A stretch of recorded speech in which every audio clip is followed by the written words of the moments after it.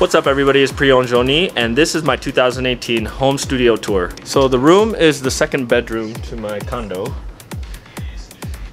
So you can see it right here. So the last time I did one of these videos was in 2015 and that was in my old house, and I was actually waiting till I got a proper interface, like a proper recording interface, preferably Thunderbolt, till I did another home studio tour. But this setup right here is going to be disassembled by mid-July. It's going to be taken apart and the gear is going to be hauled away to the next place. So I just wanted to do this video to show you guys the gear I got now and how I set up this room. So I'm using 2-inch acoustic foam from the Phone Factory. And we got the bass traps in every corner of the room. The reason why I have so many bass traps in this room is because this room is actually one of the worst shapes you can have. It's almost a perfect cube, except for the angle of the door. And what that does is bass frequencies tend to cancel in the symmetric center of the room. And the worst part about it, it's 9 by 9 by 9. My sitting area actually sits in the part of the room that actually hears the least amount of bass.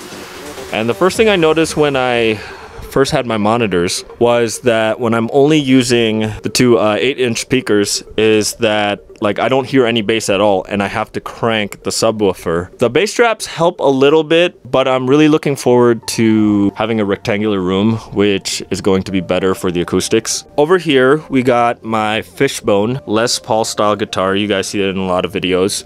This is my all-arounder guitar, and it is heavily modified. I actually replaced the factory Floyd Rose on it, which was a Floyd Rose licensed tremolo. Judging from the quality of it, it would have like 3 different spots where it would return pitch. Looking at the way the original one looked, it looked like the $20, $30 ones that you can find on Amazon. So I got the gold one. This is actually the hot rod version with a big brass block. I also added an EVH D-tuner to it. And one of the things about this guitar was I also had to have the Floyd moved back a bit because it just wouldn't intonate because I could not pull the saddles far enough back. And for the pickups, I got Seymour Duncan P rails with the triple shot pickup control, so I can go P90 or rail, parallel or series, just using these switches. I knew one day I was going to buy an EVH Wolfgang, so what I did was I flipped the switch so that bridge position is up and neck position is down. At first it got really confusing because the pots were still the way they were originally. So what I also had my luthier do was I had the pots flipped. When I have the up position, which is bridge, the top pots are controlling the bridge position as well, and vice versa. So on the back of this guitar, I have the silence springs. You can see and what I also have is a tremolo, and it's a system right here, including the claw.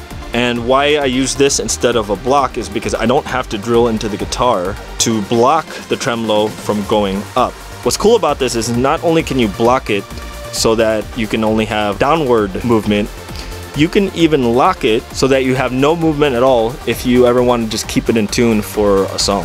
When you loosen all 3 of the screws, it actually floats like a normal Floyd Rose. When you tighten the top screw, you can actually block it from upward movement, so you only get downward movement on the tremolo.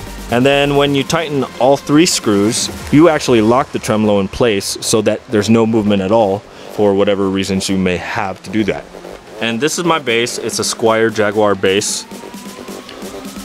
One of the things I had done to it was I actually needed the lower notes of a 5-string. So I had the nut modified to take the bigger strings of a 5-string bass. So this is actually tuned to B, even though it's a 4-string. This bass was a hand-me-down from my dad and my brother.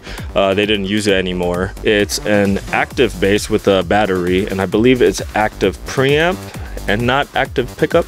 This next guitar I've had for years. It's a Lion Strat copy. I have this hot rail copy from eBay that cost only 10 bucks. Actually sounds really good. Overall, I don't mind it. I just kind of have it around as a practice guitar. And this is my girlfriend's Fender acoustic guitar. She got it because she's a big fan of Taylor Swift, and I'm a big fan of Eddie Van Halen. And speaking of Eddie Van Halen, I got an EVH Wolfgang Standard right here. This is my favorite guitar. However, one of the big problems that I have with it is the high E seems to slip off because the neck is pretty skinny on EVH Wolfgangs. So I'm in the middle of a warranty repair, and hopefully not a replacement because the white ones are discontinued. I love white guitars, as you can see.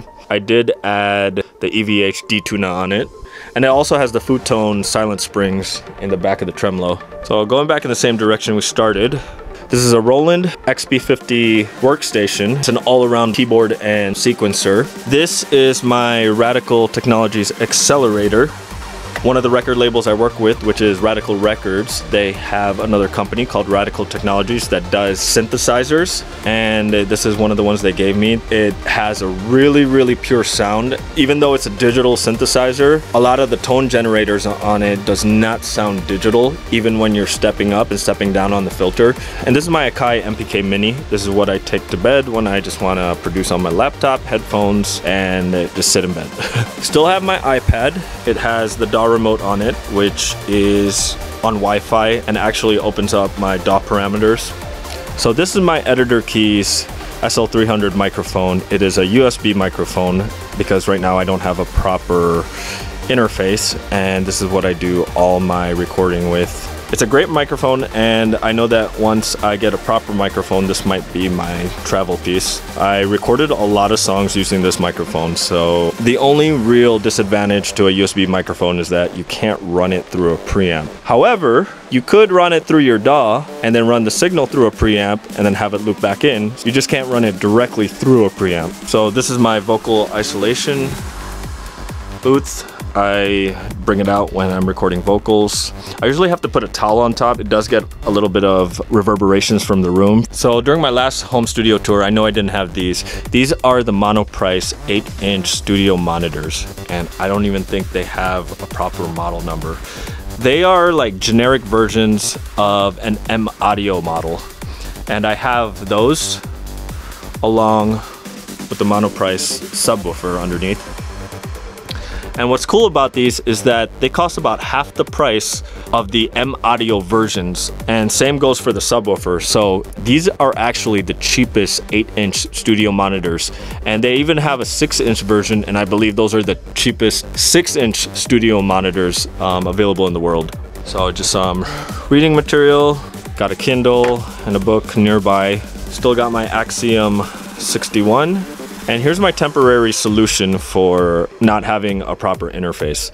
I use a Rane SL3, which is a DJ interface that I no longer use for that purpose. What a lot of people don't realize is that this interface is actually 6 line inputs in and 6 line inputs out. I got my keyboards in this first 2 slots. I got the DJ controller, and over here I have the Boss GT1 plugged in for the guitar, which I rarely use because this is also USB capable. And one of the things about using Ableton Live is that inside the software, you can only use one interface at a time for inputs or outputs. However, I just learned recently that on the Mac OS, you can actually aggregate multiple interfaces so that you can use them all together. Because one of the problems I've had was that I can't actually use the mic and the SL box simultaneously as multiple inputs. I'm pretty excited to try the method of aggregating all the devices. Oh, I didn't even talk much about the GT1. The GT1 is by Boss. It's a multi-effects and amp modeling unit. So basically, for you guys who don't know much about electric guitar, proper way to amplify electric guitar to the main speakers is to actually take a microphone and point it towards the guitar amplifier. And in this case, this kind of bypasses that with the amp modeling because I could just directly take the output and go into a DJ mixer, and it digitally recreates what amplifiers and microphones would sound like. I'm pretty happy with it, but it doesn't sound as good as my plug-in guitar rig. There's certain sounds of distortion that I can't get with this, even when I match the same devices inside this unit and the plug-in.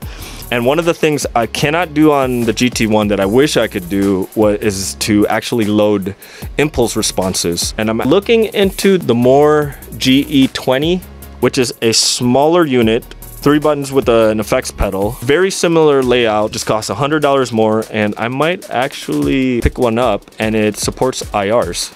Over here I have my 4-channel headphone distribution amplifier.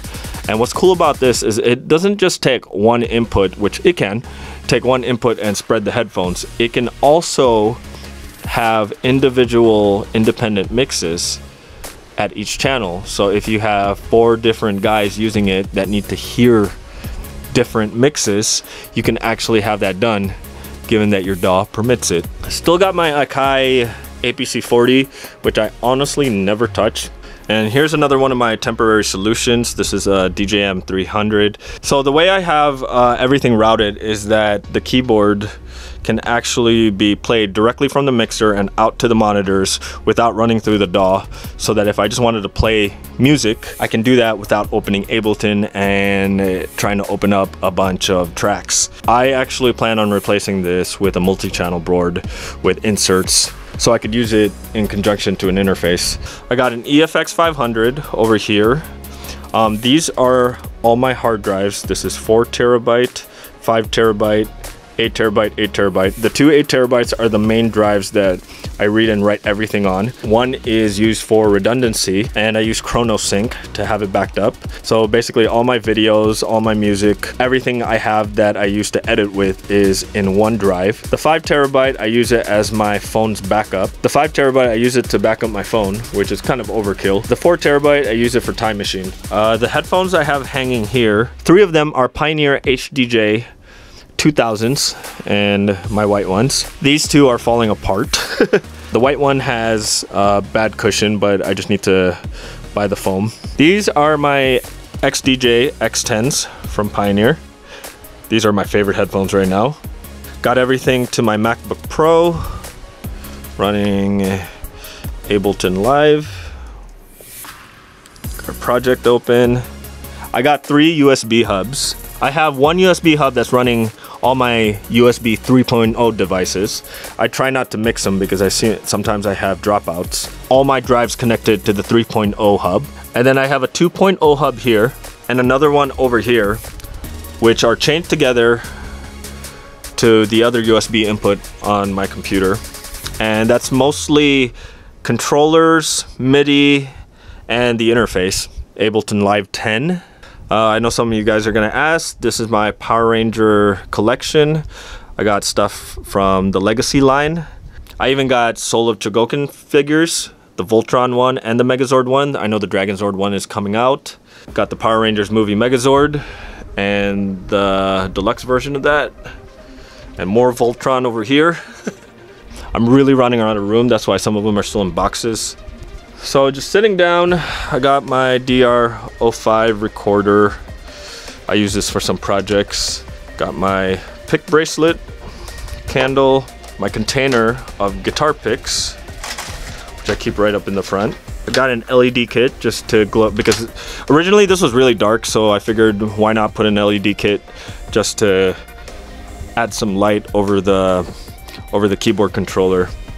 So let's move over to the right side. Got a MacBook Air running my controller, which is a DDJ SB3, and I got the DDJ SB2. My previous video to this one, I show how to use all 4. Running it off one laptop with Serato DJ Pro. And what I have underneath is, you know, like, I know there's gonna be some turntable purists that are gonna hate this, but I actually have my Technics turntables just sitting to elevate my controllers. And what's cool is, my controller can actually just slip right off. The laptop stand perfectly sits on my old mixer. This is a Gemini KL10, which was my first mixer in 1996. What's cool is that once all these controllers are off, I could use the turntables. Now, I only have 1 cartridge, so I never use the turntables. But when somebody needs to rent them, I usually loan them out. This pair, an SL 1200 M3D and a black SL 1200 Mark II BL. I switched to a MacBook Air, which I'll do another video for, instead of using my MacBook Pro at gigs, because there's no sense bringing a $2,000 laptop to a place where your MacBook could be spilled on. So I got this one for a deal from a friend who needed to get rid of it, and now I use a MacBook Air instead of a MacBook Pro for when I use Serato. And what's cool is it's been pretty good at not just running Serato. I've even done 4 decks in that last demonstration. And when I use it live in 2 decks, I actually have another program running, which is the Boss Tone Studio, which connects to the Boss GT1. And I can control the GT1's parameters straight from the computer, like EQ, distortions, and whatnot. Got some of my camera stuff, flash. So I have 2 of these, and what these are, because I have 2 controllers that only have an RCA output, which is unbalanced.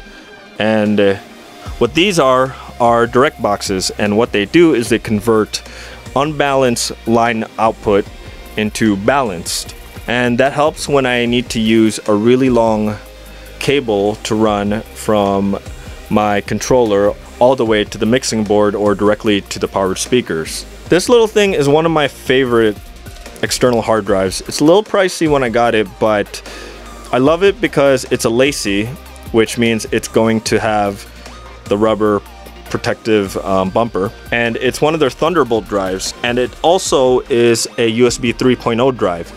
What I don't like about the new ones is that the Thunderbolt cable is built into the case and snaps onto the case, so I can't change the Thunderbolt cable if I want a longer one or if it breaks. So I've been kind of just hanging on to this one. I wish I could find a 2 terabyte version, but right now they only have available the one I described with the non-detachable Thunderbolt cable. I keep my tools kind of just ready to go whenever I need to work on the guitar. So yeah, this was my 2018 home studio tour. If you guys like this video, don't forget to subscribe to me and hit the bell. Take care.